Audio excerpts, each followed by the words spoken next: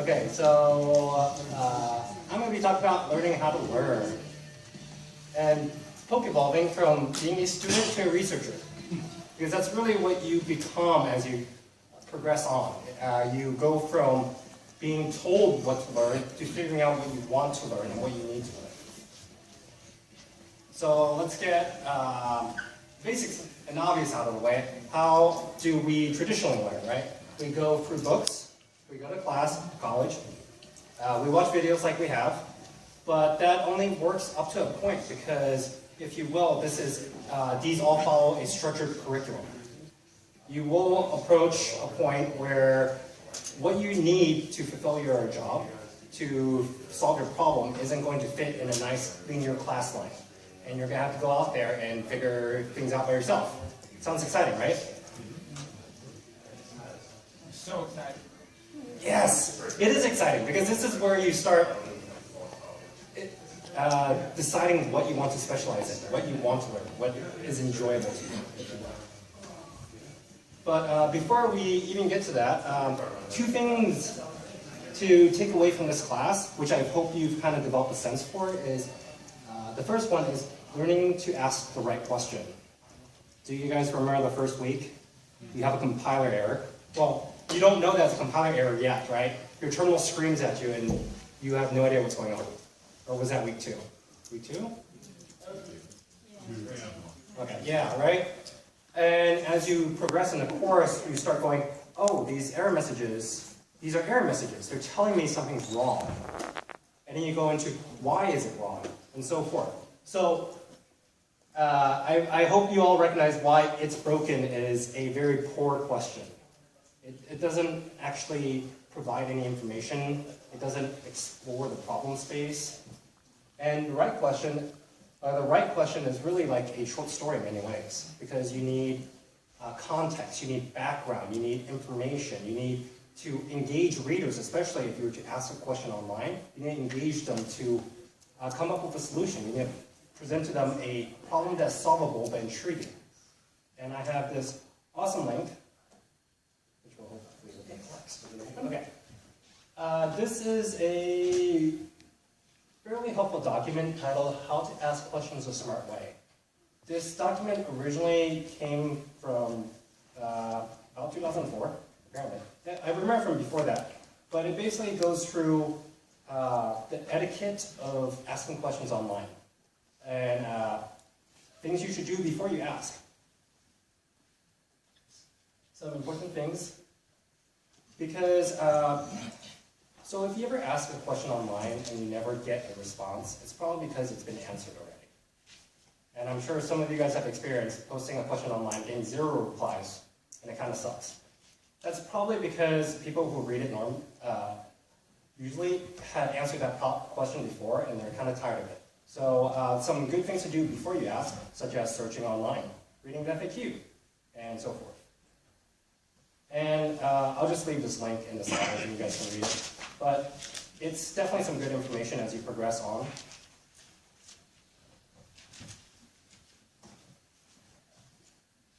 And where to ask these questions. We've all experienced Reddit. Reddit's awesome, right? Except for the lack of replies sometimes. There are other things out there, such as mailing lists. Before there were a bunch of forums online, there were mailing lists. A lot of communities have kept with them. They're also called listservs. C has a very active mailing list community. So that's one place to try it. IRC is also another place. How many have played on IRC? Hopefully your only experience isn't the CS50 IRC channel, because it's kind of dead. Most languages and communities also have an IRC channel of their own, and these will be active. Like, people idle in them. So, but when you join, some things to know is that you should be ready to just kind of go on, ask your questions, and just sit around. Like, the convention in IRC is not for people to be staring at it all the time. It's more like email in a way, where it ends up, they read it sometime down the line, and they may or may not reply. And finally, forums, which I'm sure all of you guys have experience with. And the other thing that's kind of important, which I hope you guys have kind of learned the hard way through this class, is having the right attitude. Programming is kind of a frustrating process, isn't it? How many of you have not been frustrated so far? No? Anybody? No? Okay, yeah, I've been frustrated. During college, thought about getting out of the programming track. Most people do. It's not an easy thing. And it helps to have the right attitude. And the right attitude is really to address the problem. A lot of times in a class, in an environment, there's a bit of a culture or an attitude where you start, there's a hierarchy, right? Where you start ranking people who know more than you above you, and vice versa. Or that's just how the culture is at a place. But really, in my opinion, that's not the right attitude. The right attitude is that everybody has their share of knowledge. You can learn, and you can teach. But really, the thing to focus on is the problem, and not so much what people know. And if you guys were here for my hackathon lecture, that was also in there. But yes, okay, so those are the two things I hope you guys take away from this and apply to your future life.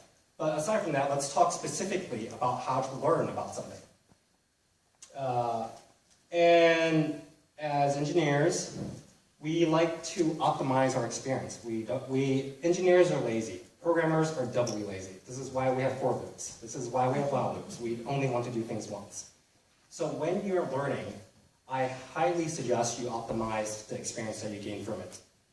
And to do so,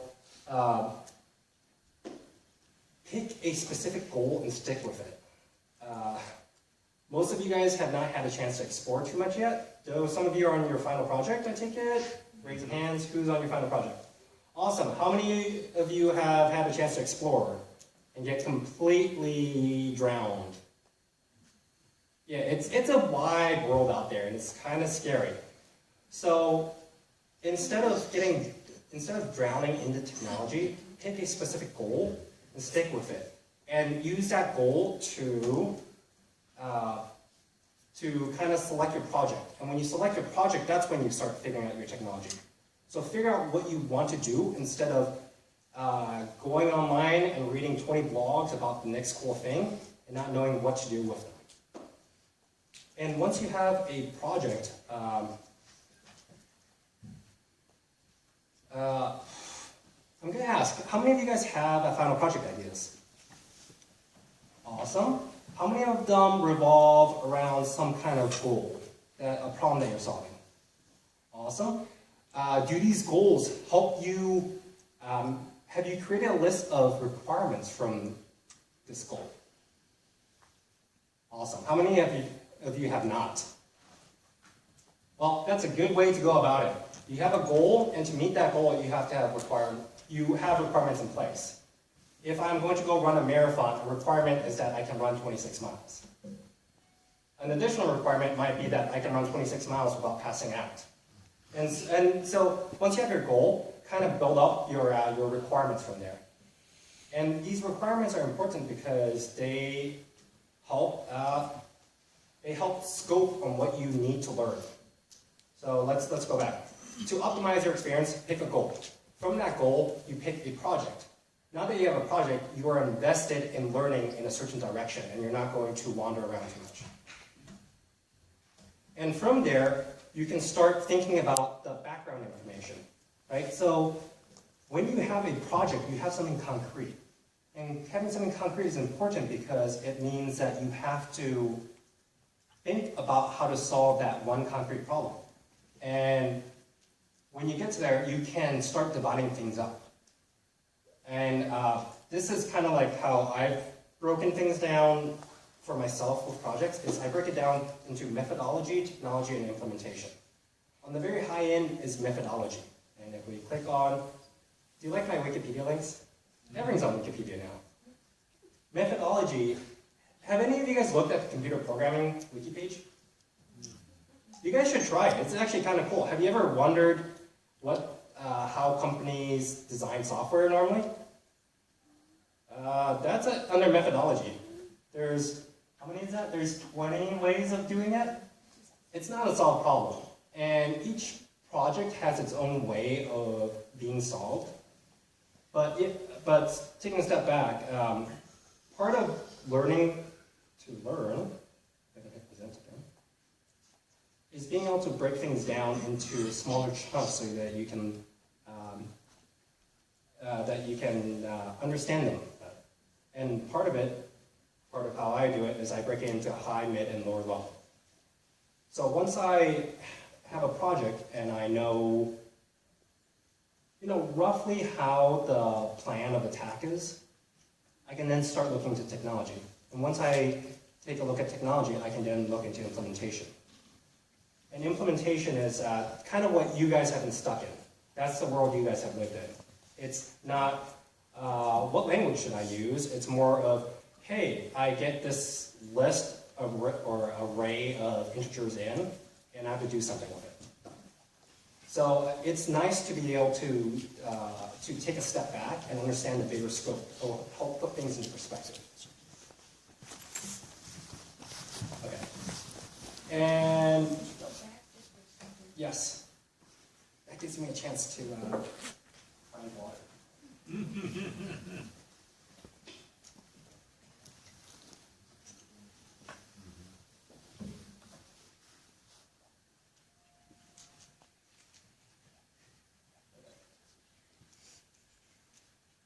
How many of you guys have done kind of the technology lookup? How many of you guys have researched what will help solve your project? All of you guys, I hope, right? Yeah. Implementation is,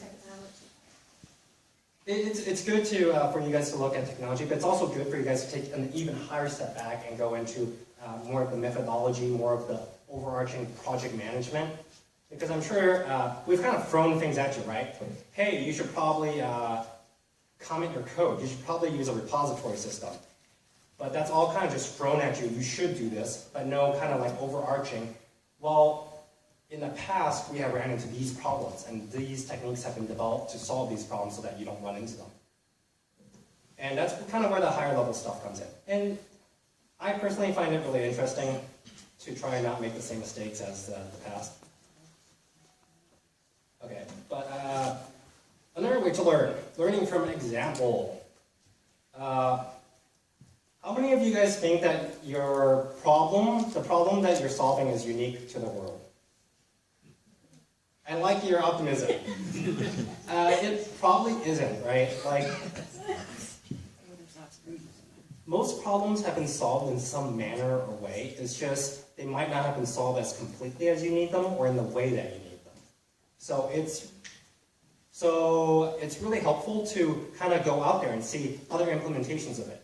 If you are designing, let's say, a music recommendation app, there's, what's the original? Pandora was originally out there. They have actually some great research papers about how they calculated the ratings.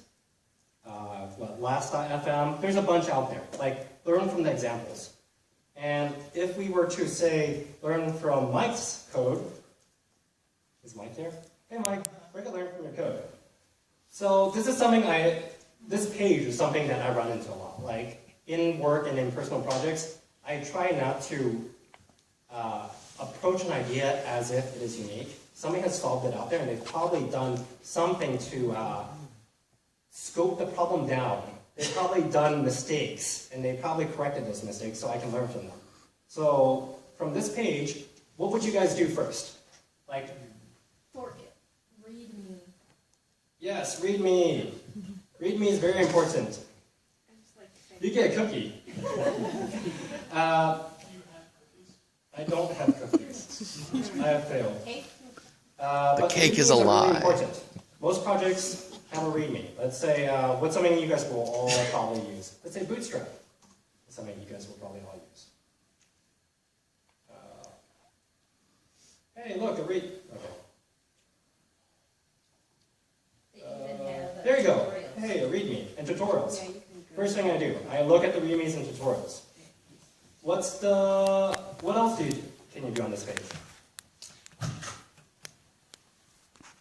Another thing I do is I kind of look at the issues. One of the cool things things about GitHub is that it records the solutions to all issues on it. So let's say I reported a bug to Mike. Images need to be resized. Do you guys remember when the images were huge and they wouldn't load? Whoops, I'm going to scroll down that because that was a misreply. And then I can read through this and I can see the solutions that they come through. This gives me an insight into how the project has evolved. So what does this tell me? If you guys use images on here, I don't know if you guys can read this, but if you guys use images on your site, they should probably not be huge. Try to keep them below 100 kilobyte. That's kind of like what I could derive from this. Other things I can do from learning from examples of this project. Could we bring the lights down a little bit? We'd be able to see better. I don't know how to. They can't demo issues. Never mind. Can you dim the lights? No, he cannot. Oh, sorry, I'm ignoring you guys. I'll give you a cookie later. Okay, other cool things I can do on here. Did you guys know you can click on this little bar and it tells you the distribution of languages used in this project? So if I were to be solving a certain problem, I pull up, let's say, a couple repos. Maybe my problem is connecting people in a class. I pull up a couple repos and I look at the distribution of languages. They are all JavaScript and CSS. What does that kind of tell me? Maybe JavaScript contributed to solve this problem. Other cool things. There's a bunch of cool things on here, like, what else can I show you guys? There's a bunch of cool things on here, and you can go through the commit log. See how things have changed. But there's a bunch of cool things on here that will help, if you can find a good example of the problem you're solving, can help guide you in the way to go. Is that usually where you start looking then, is GitHub? I actually start looking on Google, which usually leads me to GitHub. Like, actually, what do you want to do with your project? Let's go with that. I want to be able to have somebody use our credit card. Oh, okay, so credit card. Let's go credit card, JavaScript. Let's just say, hey, Stripe has a payment system. They are completely in CoffeeScript. If you guys don't know what CoffeeScript is, it compiles into JavaScript. CoffeeScript is JavaScript for mostly. Yes.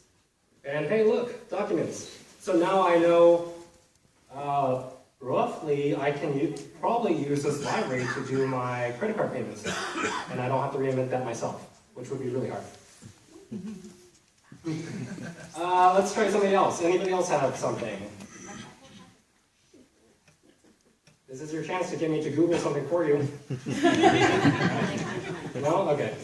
Hey, Ricky. Yes? How about pushing stuff to the browser, having stuff updated in real time? Ah. Okay, so...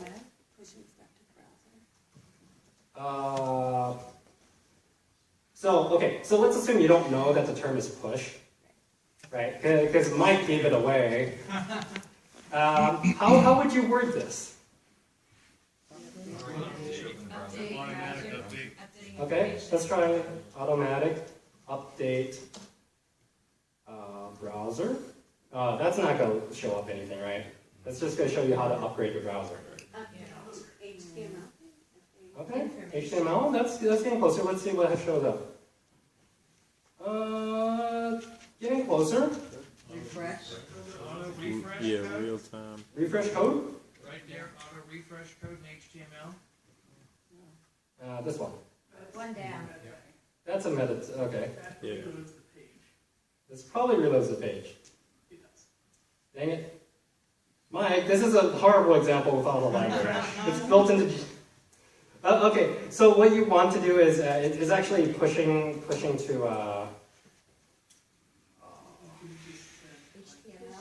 JavaScript real-time update or something. Damn it, I wanted to avoid JavaScript. That's actually what it is. Anything dynamic on the front end, and okay, let's try that. Anything dynamic on the front end is actually JavaScript, basically. So JavaScript is a magical keyword here, unfortunately. And you'd have to kind of search around. You might have to ask to figure this out.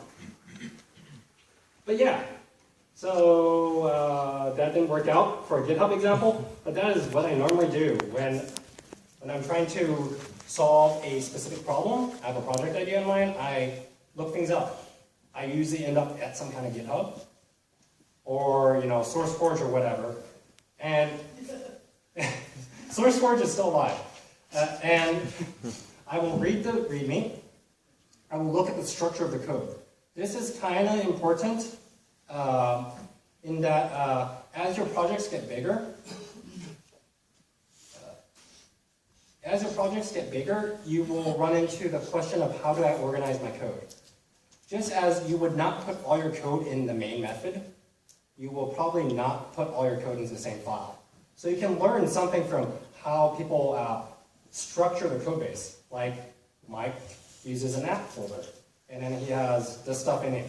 This happens to be given to you if you use Angular, but some other projects may not have a predefined structure. And that structure can help guide you in a way of the thought process behind solving the project. Okay. If it's a library, look at the demos, notice the technologies and languages used. So I hit that little graph, it showed me some libraries and some languages are just better at solving problems than others, such as you probably can't use C on the front end in your browser. It's probably not a good idea. You will probably not find many examples of this. There's probably a reason. But going from that, if you have found a library, you should probably use it. There is an acronym in programming called DRY, and it stands for Don't Repeat Yourself. How many of you guys have heard this before? Yay! So in a way, what you have done for homework is repeat yourself, or repeat what others have done.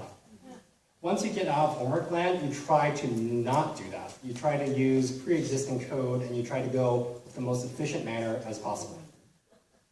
Because we're lazy, right? We're programmers.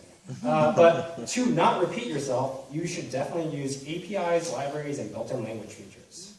How many of you guys have had to play with APIs? How many of you think you will have to play with APIs as you go on? Okay, that's good, because you probably will. APIs are how you communicate with the web in many ways. So once again, let's go with an example. Now that you know that you will probably end up using an API to solve a problem, what is a problem that... Go for it. Yes. Login. Login. Login. Oh, login. Oh, yes, login stuff. So let's take Facebook. Facebook is a common one. Login API. I hope this is the right one. Let's see, overview. Let's just look at the overview. Oh god, Facebook might have not been a great example. This is really complicated. Oh, let's go with web. Quick start. That has to be quick, right? Okay, there you go. So APIs are, how much of the battle would you say learning to use APIs is? Like, how many problems does it solve? Over half. I agree. Like, using APIs will solve half of your problems, give or take. They are really powerful. You are not going to rewrite the code somebody else has, especially if they're a multi-billion-dollar company. They've probably done it better than you can.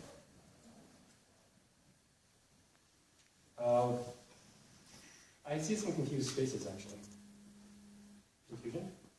So you're just going to use that code to do your login page? Yeah, okay, so let's take a step back. You need people to log in, right, to your page. Yeah. Let's say you don't want to deal with storing their user information or having a create user account. What you can do is instead you can plug into Facebook's database of users, and you can have them log in via Facebook to your website. And this is how using the Facebook API could save you the pain of having to write your own user authentication code. Did that make more sense? But then my question is, because I've seen that, and it's so annoying. It You're is. linked to Facebook. So what do they do then if I say I don't want to do it that way? Don't they have to have that anyway, their own? You can tell them that that's the only choice. Right. Oh, okay. So I ignore it. Okay. Or Yeah. you could give them multiple choices, right? Yeah, like, Facebook and Hey, Twitter. And hey, let's go with that. Let's go find an API for multi-login, multi-social login, right? That sounds like what you want, right? Don't want them to use Facebook. Hey, look. Hey, I didn't know this existed. Things I'm learning now.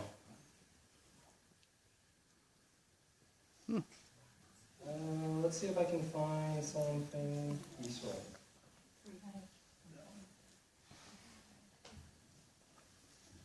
Okay, this is not as useful as I thought. They're trying to sell me a product. Am I buying the product? I don't know. No. Oh, I'm not buying this product. Yeah, half of your problems will be solved by finding the correct API to solve your issue. Let's just go with The that. other half could be solved if you wanted to pay for the API to solve the issue. You can also pay for the issue to be solved. But okay, so let's quickly go over the difference between API or yes. Shoot, sorry. Hey, on that Facebook page, so could I just copy those straight out of that quick start page and put it in my own project? Is that something I can do? Yeah. Okay, what do you guys think? Let's go with that. Well, I think you can because you don't want to repeat yourself. Okay, why do you think you can't? Because I think it's written, initially it's written easier enough for you to get an idea of how to place it, so you have to modify for your own. Okay. So that's true. Yeah. So along the same path, right? You copy it in and then you manipulate it until it solves the problem. Yeah. There's probably a library that There's probably a library. That might be true. APIs tend to not require a library. They tend to be a JSON REST kind of interface. You basically send a packet onto a server and they send stuff back to you. That tends to be how most web APIs work. But yes, you can. Now that we are out of homework land, you should not repeat yourself. You should use example code that works. Please. Not only don't repeat yourself, don't repeat others. Don't repeat others. Don't repeat yourself. I'm trying to hammer this point in. Do repeat others, but don't repeat yourself. No, don't repeat others. Don't repeat code. Period. Use what they wrote. Don't write it yourself. Okay. Yourself as in the human race. Yes. Be lazy. Okay. Be lazy. Yeah. Is there not someplace on this webpage or section about permissions, SDK permission, about our right to use Facebook's API? There's gotta be.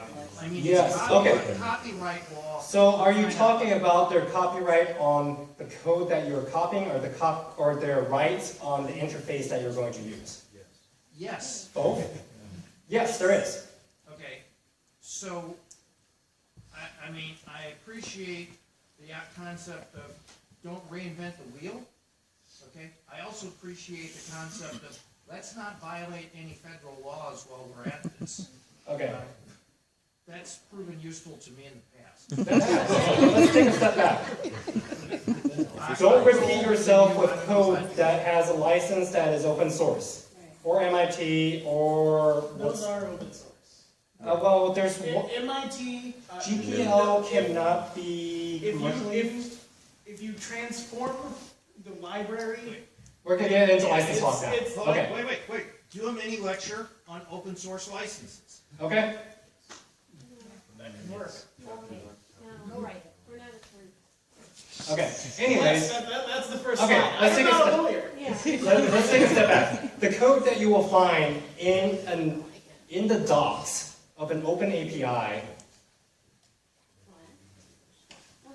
is going to be copyable. Let's say that. Typically copyable. And you can read and it'll tell you. Yeah. I would think it would tell you. You can use it. Like, For commercial gain. I've seen other people say just as long as you include their name, it's cool. Okay. Oh god, are we getting into licensing stuff? Okay. Okay. We'll have a lecture on licensing, I guess. Can somebody write that on the Google Docs? One of you guys? Okay, thank you. Yes, there is licensing issues. The fact that you are doing. Does the developer worry about that, or do they have a manager that worries about that? If you are making your own project that is commercial, then you will have to look up the licensing of each and everything that you use. Web APIs, also. But let us move on from that. Can we? Well, there was another question, yes. It's kind of along the same lines. I'm just in general. How do you know what you're you can trust what you're looking up, that it works, that it's legitimate? Lots of time it doesn't. One of the problems in the world of documentation is that it decays. It decays faster than, or the code changes faster than the documentation can keep up. So there will be many times when the documentation will not be correct. You will copy and paste code in, and it will not work. In those scenarios, you should probably make a bug report to whoever owns those docs. And hopefully the error messages that it returns will give you a hint at what to fix. Like if they're changing their API in a drastic way where old code doesn't work, they are potentially severing customers, and that's something that most APIs try not to do. Okay. Okay, let's.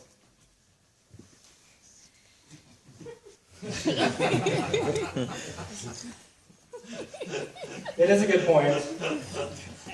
I personally work in all open source stuff. We don't run into this issue. But that is a very good point if you are, say, selling your code to a company. And, okay, let's go to this bottom thing. Use built-in language features. How many of you guys are tired of, God, strings and C? You're all tired of strings and C's, right? And memory locations. Now that you're out of C, hopefully, a lot of this stuff is done for you. Use the built-in language features. If you're going to use Java, or if you're going to use, let's say JavaScript, if I can write that. Okay, let's go. Hey, look, JavaScript has strings. Hey, look, you can... What's something that we had to do in this class? Hey, look, you can replace things in a string. Let's say that.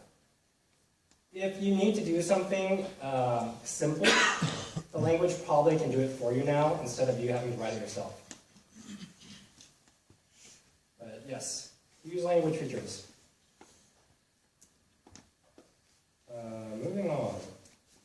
One of the problems I'm having with PSET 7 is that I actually know SQL, and I can't do the features that I know SQL can do. So I'm banging my head because you have to use the functions page. You can't change the functions. And it's like, no, I can do it this way.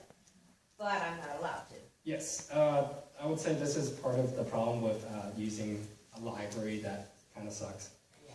They're limiting you on purpose so that you do things in a path that they can expect. But okay, don't repeat yourself. Play around. Have you guys heard of REPL? It stands for Read, Eval, Print Loop.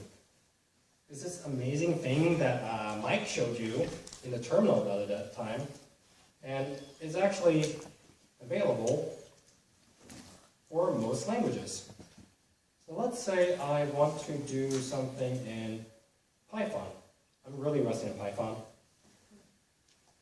Well, instead of me going and doing it within the scope of a giant project, so instead of being stuck with all this intermediate stuff that's preventing me from seeing the problem, I can open up a quick REPL and be like, hey, in Python, how do I work with strings, right?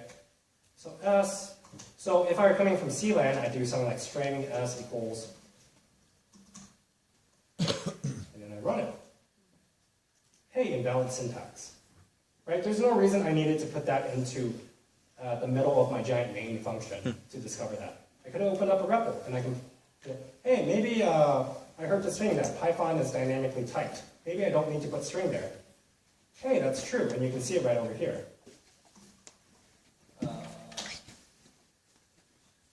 Hey, I don't know, what's something else that you have run into while working with PHP and JavaScript? Dollar signs. Huh? Dollar signs. Oh, dollars. Oh, From yeah. So the magic of dollar signs. I'll leave that alone because that's language specific in PHP that I don't want to touch. I'm actually just really bad at PHP as well. But you can do other things like I don't remember how to format an array. Like this happens with me every time I switch languages. I'm like, am I? Because in C, it'd be something like this, right? And I would try this. I would put this in code. And I'd be like, God damn it, invalid syntax. Maybe I need to put size in here. Invalid syntax again. Or name array undefined. Like I can experiment in a much quicker way than having to make, which is a compiling phase, and I'm running it. After having to punch in a bunch of numbers. Like you can play in REPLs, and they exist for, I want to say, like every language. But it won't give you the answer. Like it won't, I mean, you can't say you're trying to do that in Python, and then it will just change it for you in Python.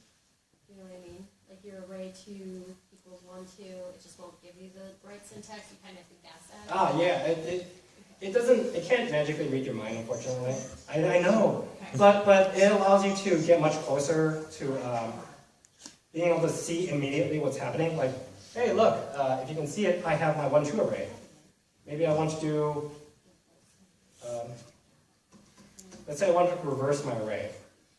I think this works. Oh, in Python you need parentheses. See, like, oh, it doesn't seem to work. I broke something. And then I'd go look things up. That was a horrible example, I'm sorry. But really, going for a REPL will help you solve those language syntactical issues without having to suffer the pain of your whole project bearing down on it. So that's kind of cool. So yes, now that you've played around in a REPL, you've probably hit a bunch of error messages. Right? Don't we all love error messages? In all seriousness, I love them because they actually tell me what's wrong, because you can learn to read them. How many of you guys have gotten really good at reading the error messages in C? Right? It's a useful skill. That's another great way of learning about the language is when it yells at you that you're being stupid. So let's quickly go through, let's say, this error message that we get in C. Even though it's CPP, this is the same error happens in C.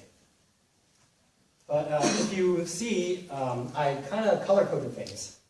This is what the compiler prints out, and what it's trying to tell you is, in the file doi, there is a function called main which returns int. Inside of this function, on line 25, character blank, so apparently it's a whole other line. There is something called data of year that is undeclared.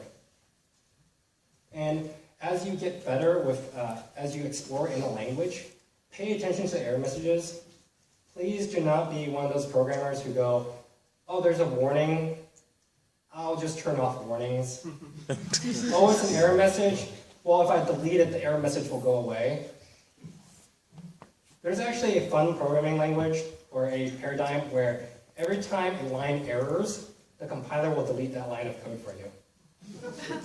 It's kind of a joke compiler, but the idea is that as it deletes line, it will approach a point where it compiles finally. That's not how you want to program.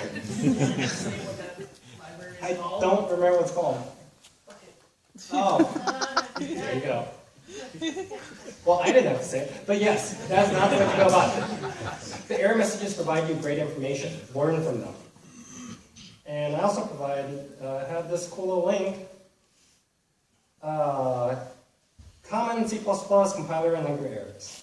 I'm sure you've seen, all of you guys have seen this, like undeclared, parse error, something's undeclared because you don't have the library. How many of you guys forgot to include something? Another great thing about these error messages is that you can Google for them. You can learn from them.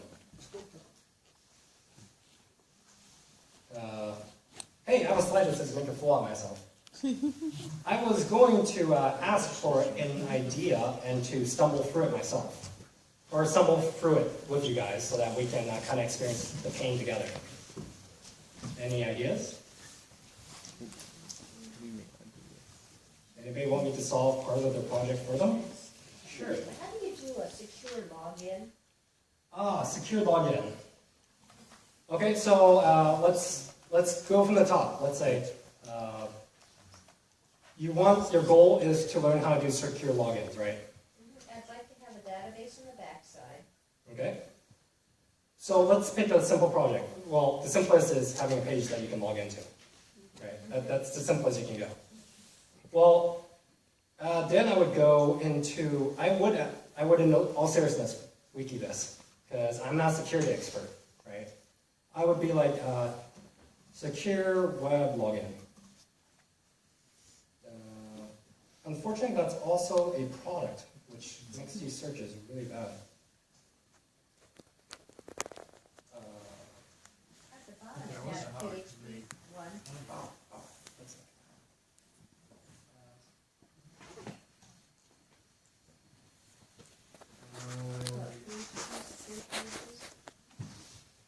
how to create a... Okay, this actually kind of helps. Okay, and then I'd read up on these issues. I wouldn't try to become experts on it, but I'd be aware of them. Like, SQL injection is the ACD. Have you guys ever seen this? Cartoon, yeah. Oh, yeah. Yeah. Have you ever seen this specific comic? This is SQL injection. So I would look into these kind of background things. What's next in my step of things to try to learn about this? I'd go look at an example. Right? Under the theory of don't repeat yourself, you should probably see if it exists out there so you don't have to write it yourself. So what language do you want to do this in? Well, I'm using Bootstrap, so I probably have to do it with JavaScript. Okay, so JavaScript, secure login. I hope this comes up with some kind of library. I might add library in here. Hey, I found a crypto library JS. God, this might have been a bad example because login is actually a really hard problem.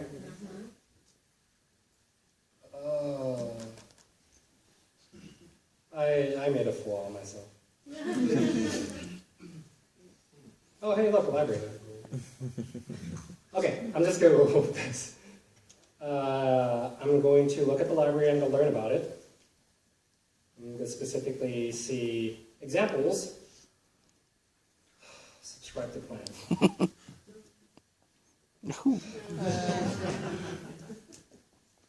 This is... Okay, normally I'd go find a library. I'd see how if it is a library, I'd see how they do it and how I can utilize it. If it is an example, I would kind of learn from them. Then I would definitely go find, okay, I'm giving up. My example fails because I don't have a library to show you guys with now. But the final thing about learning is surrounding yourself with peers. You learn, one of the best ways to learn is to teach somebody something. Like, I've learned a lot about C since helping you guys out. A lot that I didn't know before. So one of the important things about learning something is to try to teach it, because that will solidify your knowledge. And that's kind of it. Anybody want to grill me with questions? No?